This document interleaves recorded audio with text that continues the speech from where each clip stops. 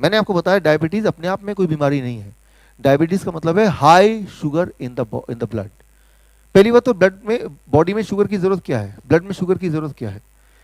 इस वक्त आप जिंदा हैं, आप एनर्जेटिक हैं, राइट? तो आपके बॉडी में अनगिनत सेल्स हैं, हर सेल को हर पल जिंदा रहने के लिए एनर्जी की जरूरत है, राइट? वो एनर्जी कहाँ से आता है? वो शुगर को बर्न करता है, जिससे एनर्जी पैदा होता है। Sugar is a source of energy. Blood क्या करता है? शुगर को सेल्स के अंदर डालता है, सेल्स क्या करता है? उसको बर्न करता है और उससे एनर्जी, ताकत पैदा होती है, जिससे आप अभी जिंदा हैं। शुगर अच्छा है कि बुरा है? इज गुड और bad? Very good. Sugar means, blood sugar means energy. High sugar is good और बैड? हाई एनर्जी, डॉक्टर बोलेगा आपका ब्लड शुगर 500, आप खुश, अरे बाप रे मेरी एनर्जी इतनी ज्यादा आज, नहीं। Here you have to understand little bit. Blood circulatory system जो हमारा, वो है हमारे ह्यूमन बॉडी का 60,000 किलोमीटर टू 1 लाख किलोमीटर। अगर आपके ब्लड वेसल्स, आर्टरीज और वेन्स, कैपिलरीज, वो सारे अगर लाइन बाय लाइन लगा दें तो 1 लाख किलोमीटर तक चले जाएंगे, और उसमें ब्लड ऐसे फ्लो करता है, राइट? और ब्लड क्या करता है? एज ए ट्रांसपोर्टेशन सिस्टम, वो ऑक्सीजन को, शुगर को, न्यूट्रिशन को, वेस्ट मटेरियल को ट्रांसपोर्ट करता है। ये काम है। जैसे आपका शहर में ट्रांसपोर्टेशन सिस्टम वैसा पूरा फैला हुआ है, एक जाल, उसी तरह से हमारे बॉडी में एक जाल फैला हुआ है ट्रांसपोर्टेशन सिस्टम का। और उस ट्रांसपोर्टेशन सिस्टम को एफिशिएंट चलाने के लिए एक मैनेजमेंट है कि कितना शुगर रहना चाहिए ताकि ट्रांसपोर्टेशन सिस्टम स्लो ना हो जाए। शहर में अगर सड़क पे ज़्यादा गाड़ियाँ होंगी तो क्या होगा? Transportation system will become slow. मैं देख रहा था कुछ लोग अभी भी लेट पहुंचे, क्यों भाई? ट्रांसपोर्टेशन सिस्टम में वहाँ अटक गए रास्ते में। ठीक इसी तरह से जब शुगर का लेवल एक लेवल से ज़्यादा होता है आपके बॉडी में, तो बॉडी का ट्रांसपोर्टेशन सिस्टम स्लो हो जाता है, यानी कि फिर न्यूट्रिशन, ऑक्सीजन, वेस्ट मटेरियल, उनका ट्रांसपोर्टेशन स्लो होने से किस पे असर करेगा? कौन से ऑर्गन पे असर करेगा? हार्ट पे करेगा, किडनी पे करेगा, आंखों पे करेगा, लंग्स पे करेगा, लिटरली हर ऑर्गन पे करेगा। किसी पे जल्दी, किसी पे बाद में। आपके शहर का ट्रांसपोर्टेशन सिस्टम अगर स्लो हो जाए तो सबसे ज्यादा असर किस पे करेगा? आप बोलेंगे सबसे पहले तो उसको पे असर करेगा जो इमरजेंसी पेशेंट होगा, फिर उस पे करेगा जिसके कोई इंटरव्यू देने जा रहा हो, उसकी जॉब लगने वाली हो, राइट? इस तरह से करते करते करते करते आप पाएंगे ऐसा कोई भी नहीं है जिस पे असर नहीं करेगा। फाइनली हर एक पे करेगा। किस लेवल का असर कब करेगा वो एक अलग क्वेश्चन है, बट करेगा जरूर। ठीक इसी तरह से अगर हमारे बॉडी का ट्रांसपोर्टेशन सिस्टम अगर स्लो हो जाता है तो सारे के सारे ऑर्गन, सारे के सारे सेल्स सफर करते हैं, और वो ऐसा स्लो अगर लंबे समय तक रहेगा तो हार्ट डिजीज है, किडनी फेलियर है, आई डिजीज है, ये सारी चीज होने लगती हैं। इसी को बोलते हैं डायबिटीज, राइट? सो लेकिन कितने शुगर को हाई शुगर बोलें, ये एक इंपॉर्टेंट क्वेश्चन है। इसको हम जल्दी से समझ लेते हैं, कितने शुगर को, क्योंकि आज हमारा जो मेन मकसद है करना क्या है घर जाके, what we need to do once you go back home, ताकि आज के बाद, अभी के बाद अगली जो दवाई है वो खाना ना पड़े, लेकिन हम हेल्दी भी रहें, राइट? सो उसके लिए let me try to explain and make you understand. मैं उदाहरण लेता हूँ इसका, मेरे खुद का एग्जाम्पल लेता हूँ। मान लीजिए 1 लीटर बॉटल है, 1 लीटर, हालांकि है नहीं लेकिन 1 लीटर मान लेते हैं इसको। मेरे बॉडी में, मेरा बॉडी वेट है 70 kg, और अगर सारा मैं खून बाहर निकाल दूं तो करीब 5 लीटर खून आएगा। कितने बॉटल चाहिए मेरे सारे खून को भरने के लिए? 5। एक बॉटल से, उनमें से 1 ड्रॉप खून निकालता हूं, ग्लूकोमीटर में डालता हूं, रीडिंग आती है 200। इसका मतलब यह है कि मेरे 1 लीटर खून में 2 ग्राम शुगर है। क्लियर है? आपके बॉडी से 1 ड्रॉप मैं खून निकालता हूं और ग्लूकोमीटर में डालता हूं, रीडिंग आती है 100, तो आपके 1 लीटर खून में कितना शुगर होना चाहिए? 1 ग्राम, है ना? तो जब भी आपकी रीडिंग आती है, उस रीडिंग का तात्पर्य क्या है? वो यही तात्पर्य है। मेरे पूरे सर्कुलेटरी सिस्टम में कितना खून है? रीडिंग आई है 200, तो कितना शुगर है? 10 ग्राम। अगर मेरे पूरे ब्लड सर्कुलेशन से सारा शुगर निचोड़ देंगे तो 10 ग्राम शुगर निकलेगा, राइट? करीब 4 चम्मच शुगर निकल जाएगा। सो that is what is that, right? तो वो एक लेवल से ज्यादा शुगर होगा या एक लेवल से कोई भी न्यूट्रिशन ज्यादा होगा तो वो हमारे सर्कुलेटरी सिस्टम को चोक करेगा, यानी कि स्लो करेगा, जिससे बीमारियां होती हैं। यही है, दैट इज कॉल्ड डायबिटीज। तो यानी कि हमें सिर्फ एक ही काम तो करना है कि शुगर ज्यादा सर्कुलेट ही ना करे। अगर ऐसा कर पाए हम, जो कि हमारे हाथ में है, कितने दिन में कर सकते हैं? 1 दिन में कर सकते हैं। 1 दिन तो 24 घंटा होता है। कल जब आएंगे आप तो तब तक 1 दिन हो चुका होगा। तो एक दिन में करना क्या है, that is what you have to understand. So इसके लिए देखिए कितना, पहले तो ये पता होना चाहिए कितना नॉर्मल शुगर होना चाहिए। 1979 तक ये पता था कि शुगर नॉर्मल होना चाहिए, लेकिन कितने को नॉर्मल बोलेंगे ये नहीं पता था 1979 तक। 1979 में एक आंकड़ा आया 200। 200 का मतलब कितना हुआ, 1 लीटर बोतल में कितना शुगर, 2 ग्राम। 2 ग्राम शुगर को नॉर्मल बोला जाने लगा इससे, क्योंकि ये देखा गया कि पूरी दुनिया में जिनके 2 ग्राम से ज़्यादा शुगर रहता है per litre, they are the one those who are more sick. तो ये आंकड़ा आया। लेकिन ये 1997 में एक और आंकड़ा आया WHO का, ADA का, 126 फास्टिंग ब्लड शुगर। फिर एक और आंकड़ा आया 100 प्री डायबिटीज 2003 में। फिर 2010 में एक की जगह 3-4 आंकड़े जुड़ गए कि पहले फास्टिंग टेस्ट कराओ, फिर पोस्टप्रांडल टेस्ट कराओ, फिर OGTT कराओ, फिर HbA1c कराओ। भाई इस जाल में नहीं फंसेगा उसमें तो फंस ही जाएगा ना, इतने टेस्ट करा दो कहीं ना कहीं तो फंसेगा ही, और नहीं फंसेगा तो वो इतना थक जाएगा, बोलेगा दवा की बात करो, अब तो टेस्ट हो गए बहुत सारे, मान ही लेगा कि मैं तो डायबिटीज पेशेंट हूँ। आप देखते जाइए आज की तारीख में इतने सारे टेस्ट हो गए हैं, राइट। तो 2010 में 10 से लेके अभी 2018 आ गया। अभी डॉक्टर के पास जाएंगे तो वो HbA1c 5.6 होना चाहिए, या फास्टिंग 100 से ऊपर नीचे होना चाहिए, पोस्ट पैंडल 140 होना चाहिए। ये प्रेजेंट आंकड़े हैं, राइट, जिसे हम बोलते हैं प्री डायबिटीज, राइट। इसका मतलब ये है कि इससे कम है तो ठीक है, नहीं तो इससे ज़्यादा है तो pre diabetes, right. So normally medical science में एक नई चीज़ आई है कि इंसान हेल्दी नहीं है, या तो डायबिटीज़ है तो दवा दो, या प्री डायबिटीज़ है, होने वाला है। प्री डायबिटीज़ का मतलब क्या है कि डायबिटीज होने वाला है। हाइपरटेंशन, प्री हाइपरटेंशन, हाइपरटेंशन तो दबा लो, प्री हाइपरटेंशन होने वाला तो भी दबा लो, यानी कि हेल्दी इंसान नहीं बचा, या तो बीमार हैं आप तो दबा लो, या बीमार होने वाले हैं तो भी दबा लो, right. So that is what is the truth. So अब ये जो आंकड़ा है, जो प्रेजेंट वाला आंकड़ा है, ये आंकड़ा कहां से आया? ये कभी आपने डॉक्टर से पूछा आपने कि आप जो बता रहे हैं आया कहां से? ये मेडिकल कॉलेज में, यहाँ नहीं, यहाँ तो नेचुरल मेडिकल कॉलेज है, कोई भी बड़े मेडिकल कॉलेज में इस तरह से एक सिखाने का लर्निंग पार्ट होता है कि आप पेशेंट को ऐसे देखो कि आपसे सवाल ना करे, वो इतना ऐसे घूर के देखें। आपने कभी किसी भी, आप में से किसी ने भी किसी डॉक्टर से कभी सवाल पूछा? वो देखने का अंदाज ही ऐसा होगा कि आप सवाल ही नहीं पूछेंगे, you are not allowed to ask, right, कि आप यू हैव टू फॉलो, क्योंकि सवाल पूछेंगे तो जवाब तो है ही नहीं कोई। एक सवाल पूछ के देखिए, भाई ये आंकड़े जो हैं आए कहाँ से? पहली बात तो कोई पूछेगा नहीं, अगर पूछ ही लेंगे तो वो जवाब देंगे नहीं, और जवाब दे भी देंगे तो जवाब आएगा ADA, अमेरिकन डायबिटीज़ एसोसिएशन ने ये आंकड़े भेजे हैं हमें। तो हमारे यहाँ पे इंडियन मेडिकल एसोसिएशन है, वो जो फॉलो करता है अमेरिकन डायबिटीज़ एसोसिएशन को। अमेरिकन डायबिटीज़ एसोसिएशन से अगर पूछें कि आपको ये आंकड़े कहाँ से मिले कि इस आंकड़े के जो ज़्यादा है नंबर उसको डायबिटीज़ बोलेंगे, उनको दवा देंगे, मेडिसिन उनको खाना पड़ेगा, आपको ये लग रहा होगा कि हज़ारों तरह के उन्होंने टेस्ट किए होंगे, हज़ारों साइंटिस्ट मिलके कई साल तक उन्होंने एक्सपेरिमेंट किए होंगे, मिलियंस ऑफ डॉलर खर्च किए होंगे, तब जाके आए। ट्रुथ ये है, वो उन्होंने उसका जवाब दिया अपने ही मेडिकल जर्नल में। ये जर्नल की कॉपी अगर आपको चाहिए तो मैं आपको मेल कर सकता हूँ, आपके फीडबैक फॉर्म में ईमेल आईडी दीजिए तो मैं मेल कर दूंगा आपको जर्नल की कॉपी। उनका जवाब था सिंपल भाषा में कि हमें ऐसा लगा कि ये आंकड़े इंसान के लिए ठीक होंगे, और अगर ये ठीक नहीं होते तो दोबारा बदल देंगे। सोचिए, आपने मान लिया भगवान का दिया हुआ एक नंबर, एक आंकड़ा, उसको लेके पकड़ के बैठ गए, उसके हिसाब से सारी जिंदगी बदल दी, दवाइयां खा रहे हैं। बट ट्रुथ ये है कि उनको ऐसा लगा, कोई एविडेंस नहीं है, there is no evidence to prove it, कि एविडेंस दिखाओ, प्रूफ दिखाओ, आपके जो ट्रायल्स है वो दिखाओ, नहीं है, नथिंग, राइट। सो मैं आपको छोटा सा एग्जांपल देखा हूँ, देखिए इसको खत्म करते हैं फिर आते हैं सॉल्यूशन पे। एक एग्जांपल ताकि आप कन्विंस हो कि ये वाकई में ऐसा है। फास्टिंग ब्लड शुगर सुबह वाला और पोस्ट पैंडल ब्लड शुगर जो पूरे दिन में रहता है, कौन सा ज्यादा होता है नॉर्मली? पहला या दूसरा? ज्यादा दूसरा, फास्टिंग और पोस्ट पैंडल, राइट। तो ऐसा है कि फास्टिंग वाला होता है जो पूरे रात भर आपने कुछ खाना खाया नहीं और सुबह का आपने ब्लड शुगर लिया, that called fasting blood sugar. Expectedly, as per your knowledge, fasting should be less, isn't it? Expectedly. मेरे पास बहुत सारे पेशेंट आते हैं, डॉक्टर साहब रात को हमने चेक किया था, ब्लड शुगर था 200 सोने से पहले, सुबह चेक किया तो वो 250। मैंने कहा आधी रात को कुछ खा लिया होगा भाई, तो बढ़ गया।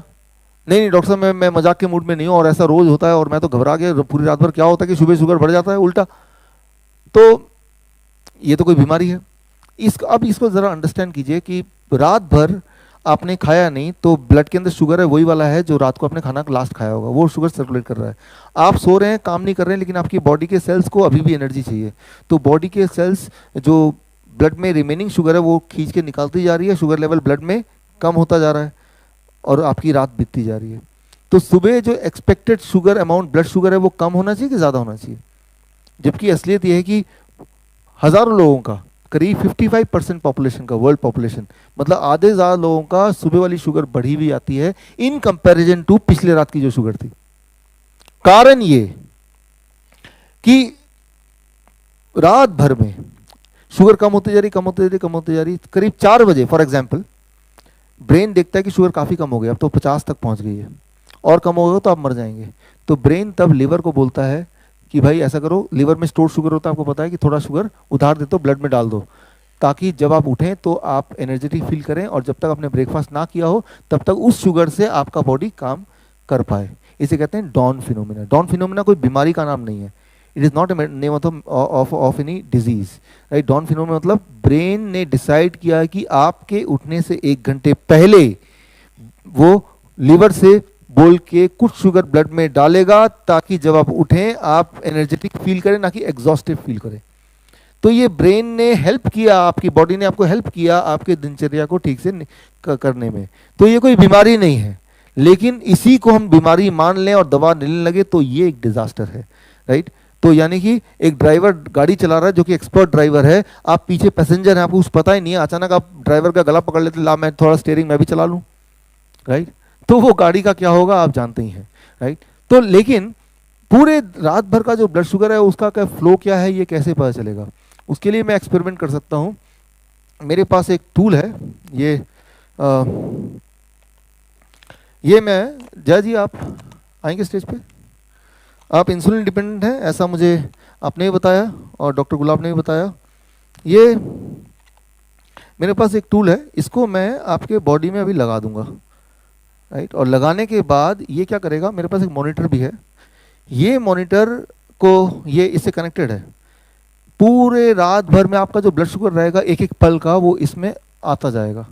और कल जब आप मिलेंगे तो इसमें हम आपके जया जी का पूरे 24 घंटे का जो ब्लड शुगर रिपोर्ट है वो घड़ी घड़ी का इसमें आ जाएगा, एक एक सेकंड का इसमें आ जाएगा, उसका फ्लो आ जाएगा। तो जब आप देखेंगे तो आप हैरान होंगे कि ब्लड शुगर कैसे फ्लो करता है, राइट। अगर आप एक ड्रॉप लेके ब्लड शुगर देखते हैं, वो ब्लड शुगर आपकी बॉडी का नहीं है, उस ड्रॉप का ब्लड शुगर है, अंडरस्टैंड कीजिए।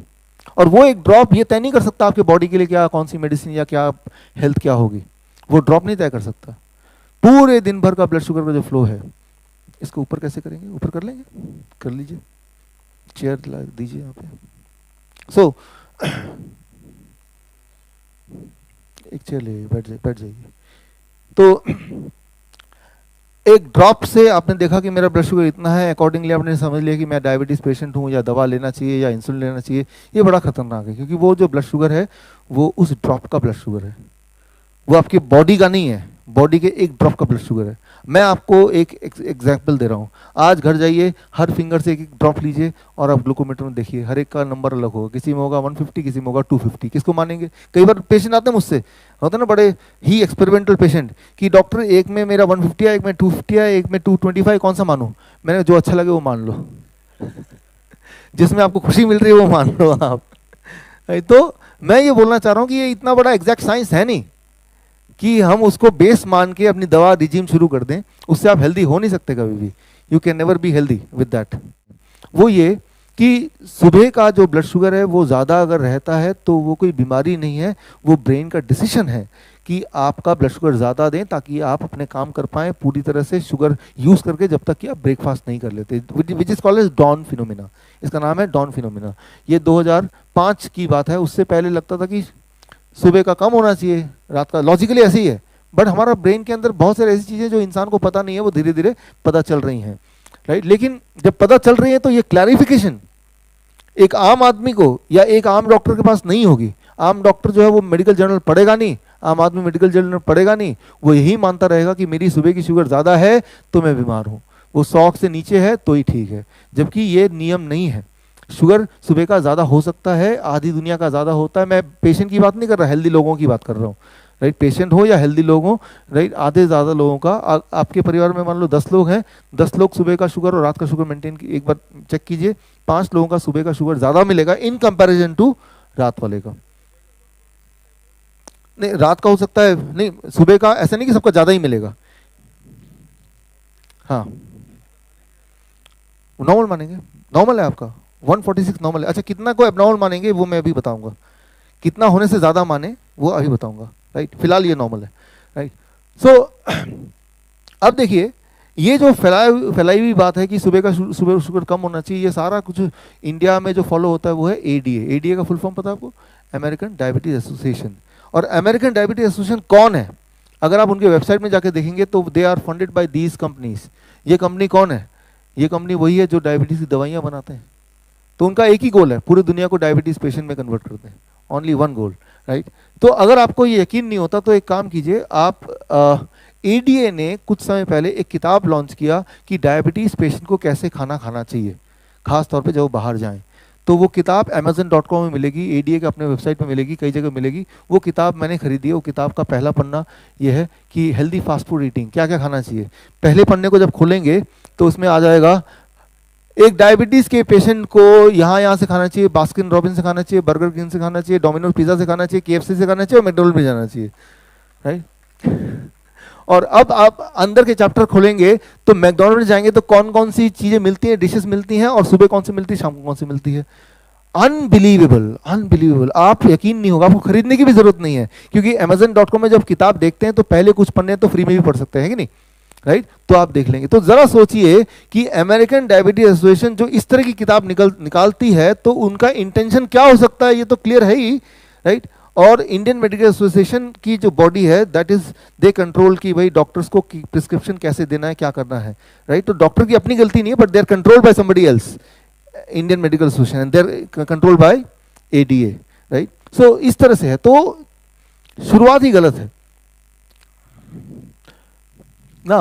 अब करना क्या है? आपका जो सवाल है कितना नॉर्मल कितना एबनॉर्मल होता है, ये इसका जवाब जानने के लिए मैंने पिछले 50 साल में जितने सारे मेडिकल ट्रायल हुए, इसको जानने के लिए वो सारे ट्रायल इकट्ठे कर लिए और वो मैंने एक स्लाइड में लगा दिया ताकि आप देख के खुद ही जज करें। वो स्लाइड ये रहा, 1985, 1993, 1994, 1999 Egyptian trial, 1999 Pima Indian trial, 1999 Kiribati trial, 1993, ये सारे ट्रायल की मैंने लिस्टिंग कर दिया और उन ट्रायल के मुताबिक कितने शुगर को हाई शुगर माना जाए वो इस तरफ डाल दिया।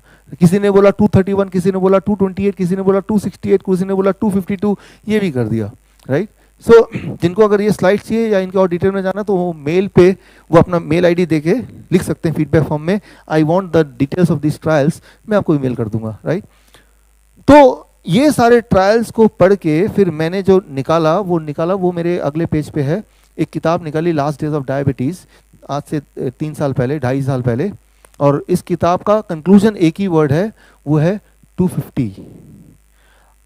पूरे दिन भर में भूल जाइए, फास्टिंग भूल जाइए, पोस्टप्रैंडिल भूल जाइए, ओजीटीटी, लेकिन जब भी आप चेक करते हैं, सुबह चेक करते हैं, रात को चेक करते हैं, अगर 250 से कम रहता है एवरेज ब्लड शुगर बिना दवा के, बिना इंसुलिन के, तो you are not a diabetes patient. सुनने में आपको लग रहा है ये क्या, डॉक्टर 100 बोल रहे थे, 150 बोल रहे थे, आप 250 बोल रहे हैं, ये तो अलार्मिंग है, 250 हो गया तो कुछ हो जाएगा, दिमाग फट जाएगा, मतलब कुछ भी, राइट। लेकिन ये मेरे लिए बड़ा मुश्किल था ये कन्विंस करना मेरे पेशेंट्स के लिए, लेकिन पिछले 3 साल इस बुक के निकालने के बाद, आंकड़े दिखाने के बाद भी पेशेंट की दवा छूट जाती है, लेकिन जब उनका ब्लड शुगर आता है से 210 फॉर एग्जांपल, वो पैनिक हो जाते हैं। अगर वो पैनिक नहीं भी होते हैं, उनका डॉक्टर पूछता है कितना ब्लड शुगर, बोलता है 210, डॉक्टर पैनिक हो जाता है, इंश्योरेंस कंपनी इंश्योरेंस नहीं करेगी, हज़ारों और लफड़े हैं, तो वो घूम के मेरे पास ही आते हैं कि मैं हेल्दी फील कर रहा हूँ, एनर्जेटिक फील कर रहा हूँ, लेकिन मुझे वो नंबर चाहिए जो डॉक्टर बताता है। बड़ी दिक्कत आ रही थी मेरे पास। लेकिन अब क्या हुआ, कोई एक चीज़ दुनिया में पहली बार डायबिटीज़ के पेशेंट के लिए कोई चीज़ अच्छी हुई है, वो है 6 मार्च। 6 मार्च इस साल ACP गाइडलाइन, डायबिटीज़ गाइडलाइन बदल गए और पहली बार दुनिया में मेडिकल इंस्टीट्यूशन ने यह माना कि अगर बिना दवा के आपकी ब्लड शुगर 250 से नीचे आती है तो वो नॉर्मल है, राइट, नॉर्मल है, पहली बार, राइट।